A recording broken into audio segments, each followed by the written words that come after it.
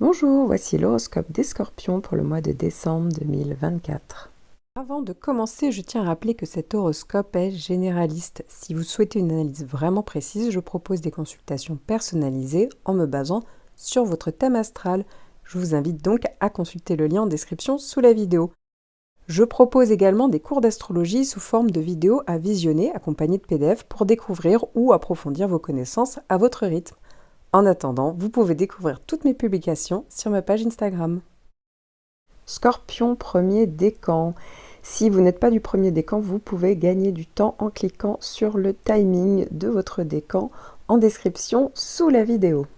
Vous allez avoir la boucle de Mars. En effet, Mars va faire un premier passage direct du 4 novembre au 7 décembre. Donc Mars a déjà commencé à avancer, sauf que c'est en carré. Ce qui peut donc parler d'une énergie, d'un trop-plein d'énergie, d'une énergie qui n'est pas forcément bien canalisée. Donc ça peut provoquer parfois des tensions internes ou des tensions externes, hein. C'est-à-dire que ça peut être conflictuel, on a tendance à surréagir, à faire preuve d'impatience, voilà, on est trop dans la réactivité, et donc attention à ça, parce que justement, ça a un petit côté un petit peu explosif, donc voilà, il faut le savoir, on met la pédale de frein, c'est pas grave, après ça avancera mieux un peu plus tard.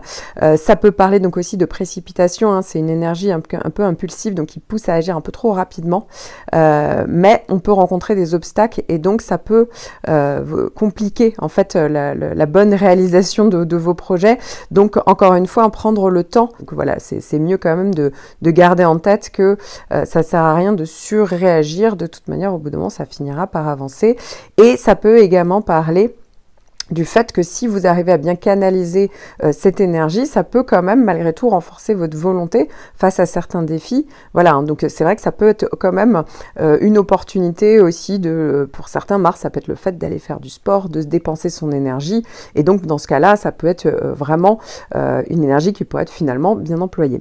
Puis, à partir du 7 décembre jusqu'au 6 janvier, alors ça, c'est dans votre décan, parce qu'après, Mars va continuer de rétrograder, mais dans d'autres signes, d'autres décans. Donc, vous êtes concerné vraiment entre le 7 décembre et le 6 janvier. Et bien, donc, Mars va rétrograder en carré, ce qui peut parler, effectivement, parfois de retard, hein. C'est vrai que ça peut donner des périodes de délai ou de blocage, donc c'est pas grave, ça sert à rien d'insister. C'est une pause qui est peut-être nécessaire, mais c'est vrai que ça peut engendrer un petit peu des frustrations. C'est vrai que les efforts semblent ralentis. Voilà, ça peut être aussi une période qui va vous demander de revoir votre manière d'agir, de repenser vos stratégies pour avancer dans vos projets, de résoudre des conflits passés, soit des anciennes tensions, soit quelque chose qu'on avait mis de côté, on n'avait pas très envie de s'en occuper, puis bah voilà, il n'y a pas le choix, il va falloir s'en occuper et avancer dessus. Et donc c'est vrai que même quand on essaiera d'avancer, bah parfois on a l'impression que c'est un petit peu plus fastidieux. Bah voilà, ça c'est typique de Mars qui rétrograde, mais faut quand même s'y affairer parce que c'est pendant les rétrogradations justement où on peut avancer là-dessus. C'est quand même une énergie aussi d'introspection, hein. C'est vrai que c'est une énergie qui est plus tournée à l'intérieur, mais qui peut vous inviter à gérer votre colère, vos frustrations pour avancer de manière plus efficace.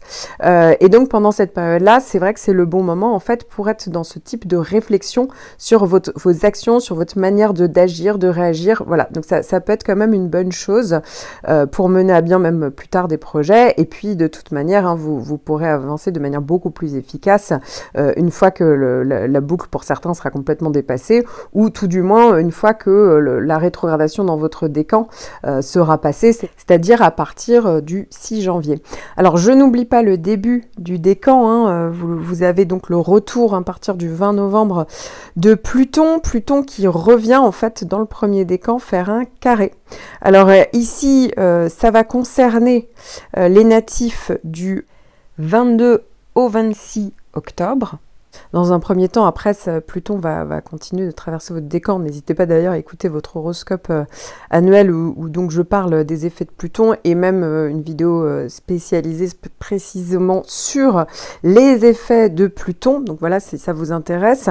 Et donc le carré de Pluton qui revient. Alors là, pour le coup, hein, c'est pas du tout nouveau, hein. Il y en a certains, ça fait depuis... c'est le dernier passage pour vous, hein. Donc si vous êtes né les 22-23 octobre, ça y est, on arrive sur le dernier passage là sur cette fin d'automne, début d'hiver, et après vous allez être enfin débarrassé de Pluton, puisque pour vous ça fait depuis déjà 2023 qu'il y a ce carré de Pluton, et puis pour les autres ça fait depuis le printemps 2000, enfin quasiment début d'année printemps 2024, et pour les autres encore ça va être à partir de 2025.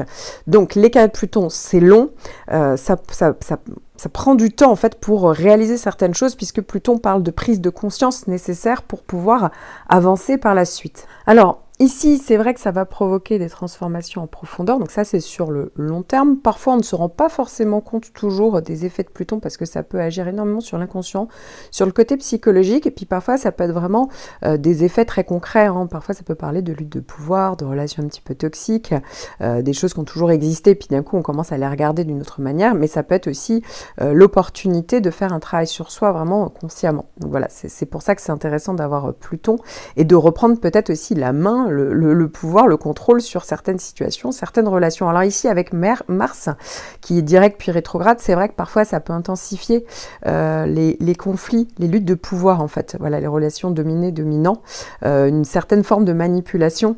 Voilà, donc ça peut être pour certains juste des relations personnelles, d'autres plus professionnelles, hein, bien entendu. Ça peut parler aussi du fait que quand Mars sera rétrograde, ça peut créer un sentiment de frustration face à des résistances ou des blocages. Vous voyez, ici, il y a une vraie réflexion sur les schémas aussi de la manière dont on réagit. Et donc, c'est vrai qu'il y a peut-être ce côté-là qui pourrait ressortir. Alors néanmoins, c'est aussi une très bonne opportunité justement pour avoir plus conscience de ça et pouvoir mieux avancer par la suite, puisqu'il y a des grosses prises de conscience qui peuvent aussi se faire grâce au transit de Mars. En effet, c'est vrai que ce double transit peut vous inciter à reconsidérer vraiment vos actions, faire preuve de patience, éviter donc les confrontations directes, comme je vous le disais, quoi qu'il arrive, Pluton ou pas Pluton, et ça peut parler justement, vous pousser à une introspection plus profonde quand même avec Pluton. Donc, même si déjà Mars rétrograde pousse à faire pause et à réfléchir sur soi ou sur une situation, et bien là, ici, Pluton permet en plus d'aller collecter des informations, gratter, vous voyez, voir vraiment ce qui se passe derrière les choses, les gens, les situations. Voilà, donc ça c'est assez intéressant, et donc c'est le moment pour transformer des schémas que vous pourriez avoir de colère, de peur ou de ressentiment enfoui. Donc ici on peut avoir ce type de prise de conscience. Ça peut également parler de libération justement, ça grâce à ce moment-là, parce que ça pousse aux prises de conscience, mais va falloir rompre avec certaines personnes qui ont des comportements destructeurs. Parfois ça peut venir de vous, parfois ça peut être vraiment quelqu'un avec qui on est en lien, pour vraiment reconstruire sur des meilleures bases. Et pour certains, ça ne sera pas forcément vécu difficilement, hein, mais c'est vrai que ça peut vous pousser, quoi qu'il arrive, à renforcer votre résilience. Voilà, et de bien canaliser votre énergie pour avancer de manière plus constructive, et donc notamment du point de vue aussi psychologique. Pour d'autres, rien à voir, on sera plus sur quelque chose en lien avec le côté matériel, ou de l'administratif, ou des institutions. Vous voyez, il y a comme s'il y avait quelque chose qui nécessitait vraiment de canaliser son énergie et de devoir avancer justement pour ne pas être victime, par exemple, d'une erreur, ou voilà, il y a quelque chose qui vient un petit peu vous bloquer par rapport à ça.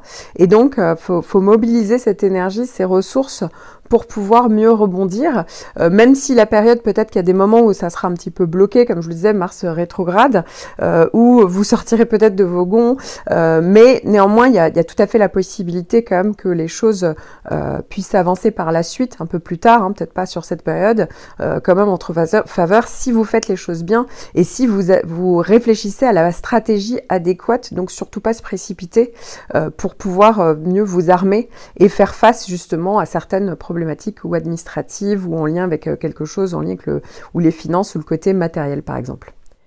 Je vous recommande de regarder les autres points de votre thème natal, et notamment votre ascendant, votre lune natale, votre Vénus natale par exemple, qui sont certainement dans d'autres signes. Car ici, je ne vous parle que d'un seul point de votre thème, donc c'est votre signe solaire, le signe que vous connaissez tous, sauf que l'astrologie, c'est beaucoup plus précis que ça pour que ça fonctionne réellement. C'est comme si là, vous aviez que 15% environ de vos prévisions. Donc, si vous étiez perdu, ou si vous souhaitiez tout simplement avoir une consultation personnalisée de tout votre thème natal, n'hésitez pas, je suis là.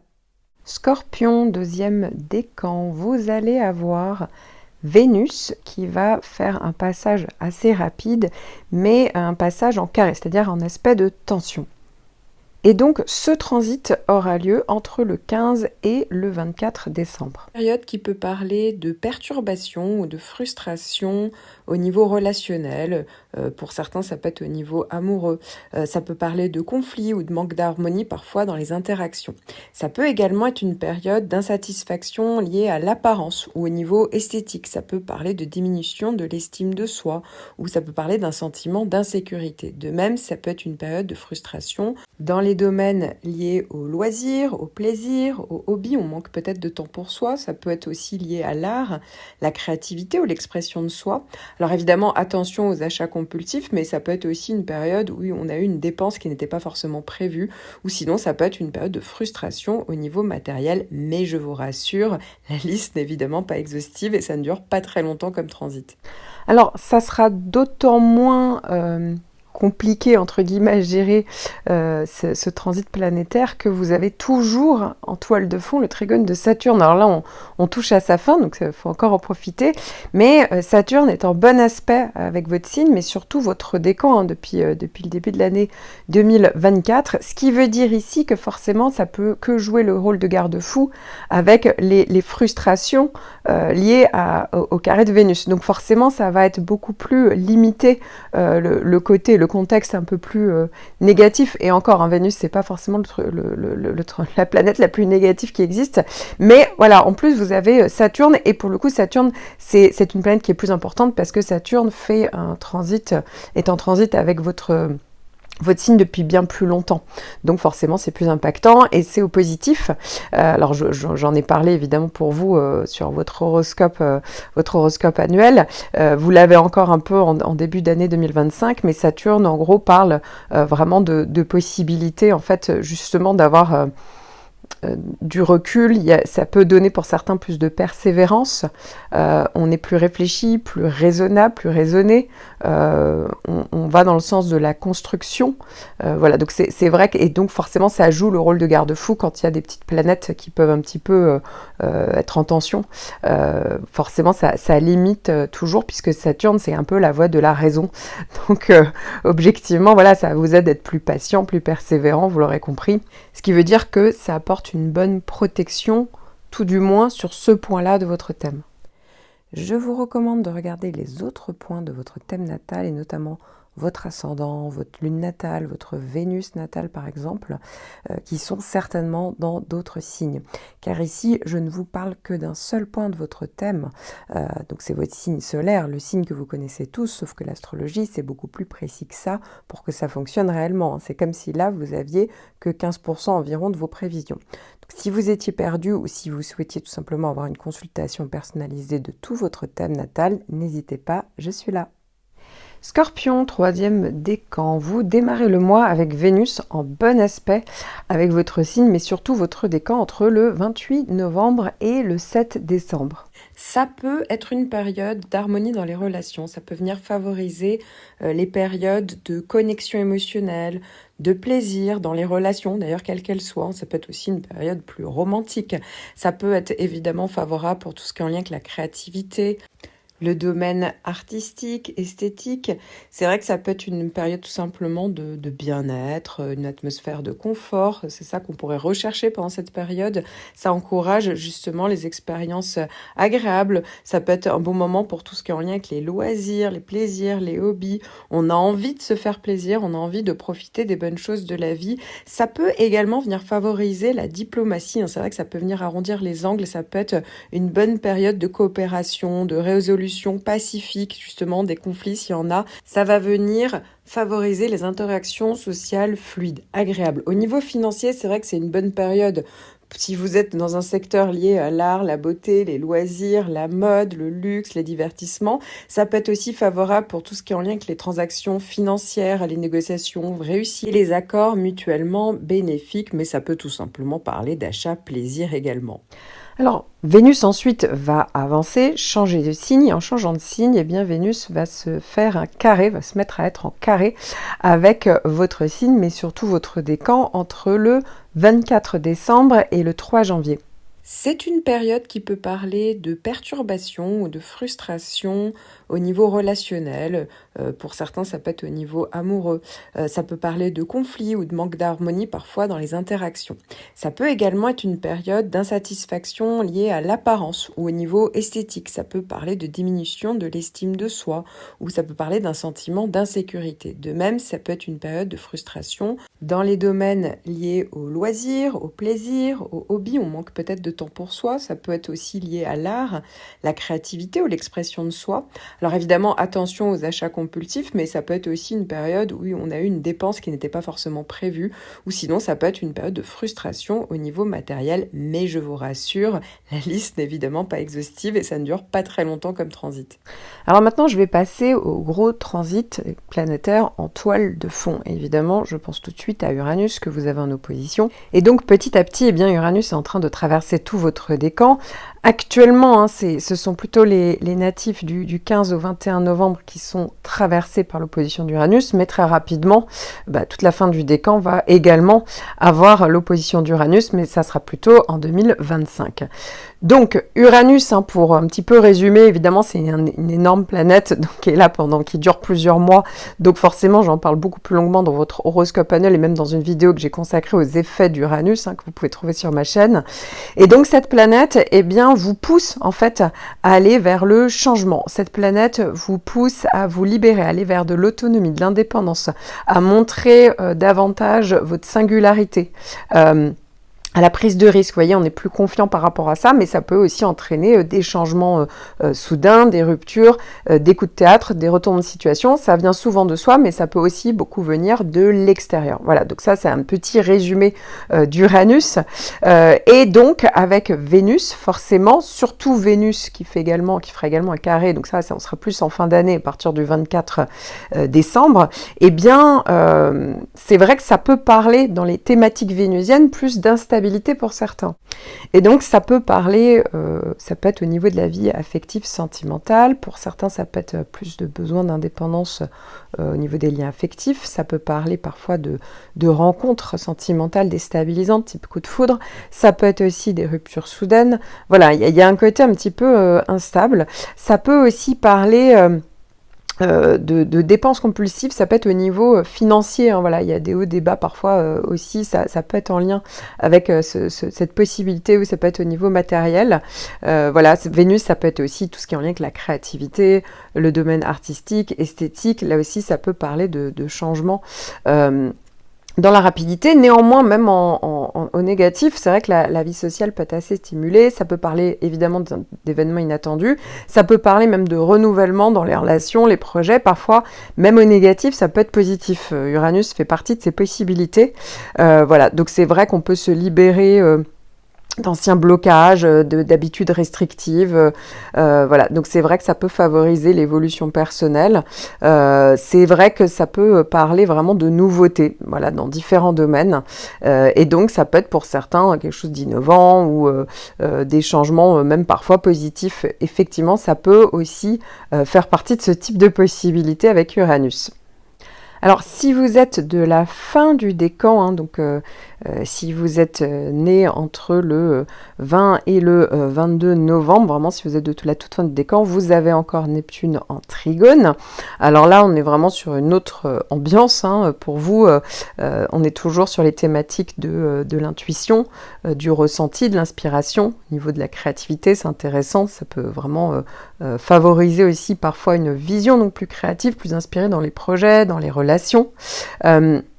Ça peut parler effectivement de plus ça peut développer le côté connecté qu'on pourrait avoir en soi, donc ça peut être au niveau de la spiritualité, ça peut être émotionnel, on ressent plus les choses, voilà, donc c'est vrai que ça peut développer ces possibilités, on est plus réceptif aussi parfois aux besoins des autres, aux dimensions un peu plus subtiles, vous voyez, de la vie, ce qu'on ne voit pas, ça peut parler de plus de compassion, plus d'empathie, voilà, on cherche des liens plus profonds, plus sincères avec les autres. Vous voyez, on fait les choses sans attendre forcément en retour avec cette planète. Et donc, ça peut aussi stimuler, comme je le disais, l'imagination. Et donc voilà, donc ça peut être effectivement bénéfique sur tout ce qui est en lien avec la créativité ou le côté artistique. Ça favorise l'expression créative. Parfois, on peut avoir l'impression de vivre une forme d'idéal, donc là aussi c'est intéressant. Et évidemment, avec Vénus, hein, même surtout en début de mois avec les bons aspects de Vénus, forcément c'est plus positif et ça atténue obligatoirement Vénus quand cette planète fait un carré, puisque le Neptune est en bon aspect. Donc vous voyez, ça vient totalement arrondir les angles ou la frustration liée à ce type de transit planétaire qui n'est pas bien méchant à la base. Mais Neptune, évidemment, dans ce contexte, peut totalement jouer le rôle de planète protectrice pour vous. Je vous recommande de regarder les autres points de votre thème natal et notamment votre ascendant, votre lune natale, votre Vénus natale par exemple, qui sont certainement dans d'autres signes. Car ici, je ne vous parle que d'un seul point de votre thème, donc c'est votre signe solaire, le signe que vous connaissez tous, sauf que l'astrologie, c'est beaucoup plus précis que ça pour que ça fonctionne réellement. C'est comme si là, vous aviez que 15% environ de vos prévisions. Donc, si vous étiez perdu ou si vous souhaitiez tout simplement avoir une consultation personnalisée de tout votre thème natal, n'hésitez pas, je suis là.